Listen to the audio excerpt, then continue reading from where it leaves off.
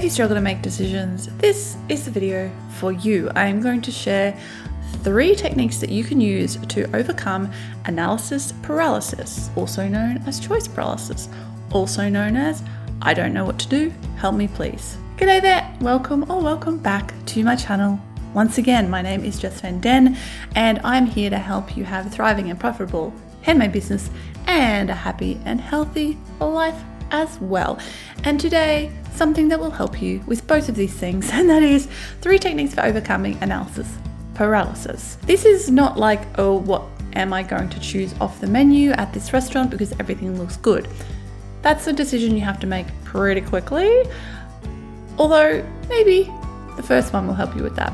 This is for bigger decisions, when we need to make a really important decision with our life and we're really not sure which way to go. I've got 3 things that will help you break through that analysis paralysis that keeps us stuck so often, and we just keep spinning our wheels and never get anywhere, and then it's 5 years later and we're like, what have I been doing with my life? Okay, so let's try to prevent that today. The first one, the classic pros and cons, but you gotta write them down. Write them down, get them out of your head, get them written. I don't care if it's on your phone, on your computer, on a piece of paper, on a freaking chalkboard, whatever.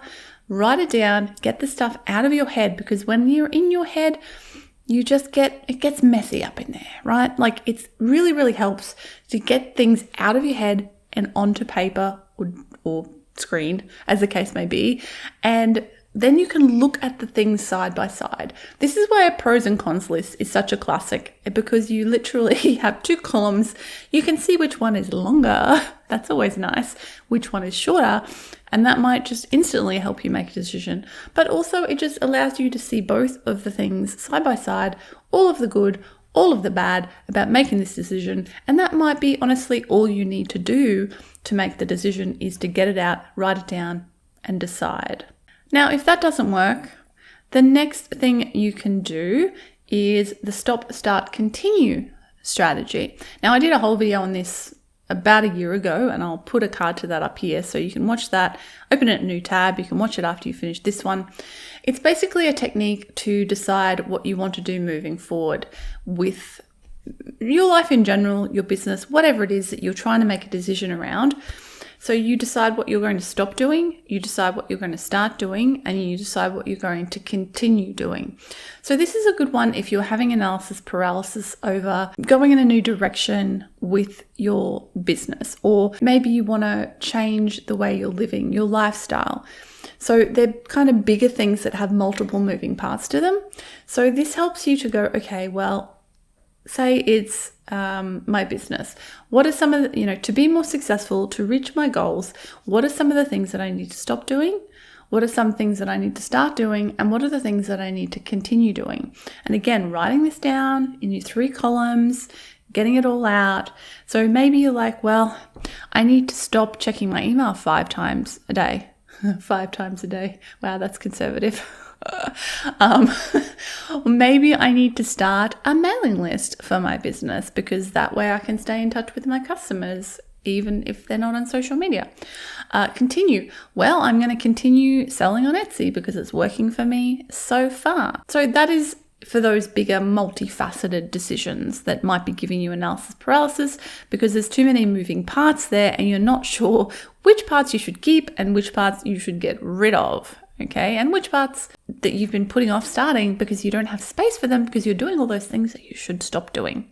So the idea here is to figure out the things to stop doing to make space for the things that you really want to start doing. All right, so if those things don't work, here's the big guns. This is something called fear setting, and it's something that was developed by Tim Ferriss. There's a whole awesome, what's that thing called again? TED Talk. There's a whole awesome TED Talk that he did, which he lays it all out nice and clean and clear. I'm going to link to that in the description below as well. I've talked about this in the past. It's really helpful, but it is an in-depth process. It's not something you can just do in 5 minutes where, pros and cons list, you can do it pretty quick. Stop, start, continue. Yeah, not too bad. But fear setting is pretty complex. So it's something that you need to devote a good whack of time to. Now, the idea behind this is to get past the fears that are holding you back from making big decisions and making big changes in your life. So this is for those things that are really important. So the idea is that you're like, okay, what are the things that could go wrong potentially if I make this decision? If I decide to start this thing or stop that thing or go in this direction, what are all the problems that might arise? So you want to write out all the problems that you can foresee potentially happening if you go down that path. Then number 2 is you write down solutions for all of those problems. So you actually solve the problems before they even happen. So you want to go through and go, okay, well, if I do this, then maybe I won't make as much money. What's the solution for that? Can I, reduce my expenses in some way? So that's the sort of, there's a problem that might arise. Here's a solution. The idea here is to get past the fear of these problems by solving them before they happen. And I think it's a really great technique for those big important decisions, because you can then relax into the idea that, okay, I know what might go wrong. I know how to fix it if it does go wrong. And that means I have the confidence to move forward with this decision and give it a crack, basically. Now, the third part, this is where I think the magic is about this process, because the third part is you actually make a list of what will happen if I don't do this thing. What will my life be like in the future if I don't take this chance, make this decision, move in this direction? And the idea here is to really wake you up to the fact that if you don't do this thing, then maybe you'll feel like you've wasted your life. Maybe you'll feel like you've been doing the wrong thing for 5 years because you couldn't quite get up the courage to do the thing you really wanted to do. But maybe you'll see that, oh, well, it won't really matter either way. So what's there to lose, right? So whatever it might be, this last one is like, what will happen if I don't change? If I don't make this decision? Where will I be? What will my life look like?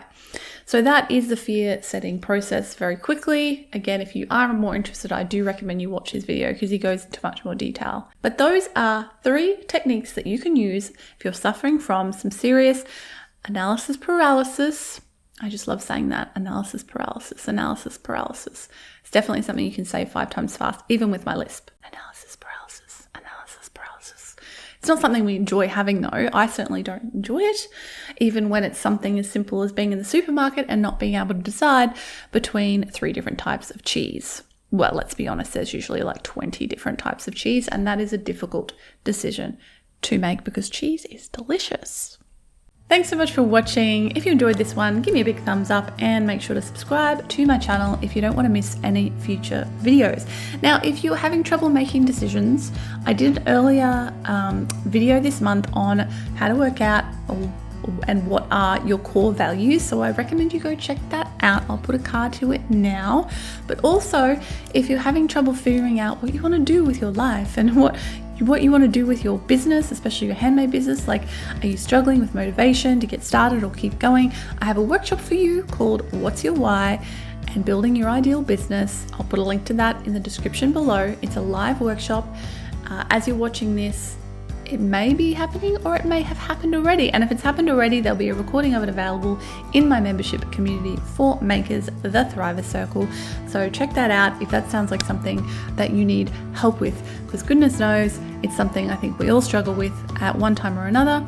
Because if you don't know what your why is and you don't know the way to get to your why, and you don't know what your core values are, then it can be really hard to get something started and keep something going because you don't really have a burning reason to keep it going. So you can check that out below. Thanks for watching. I'll be back again soon with another video, and goodbye for now.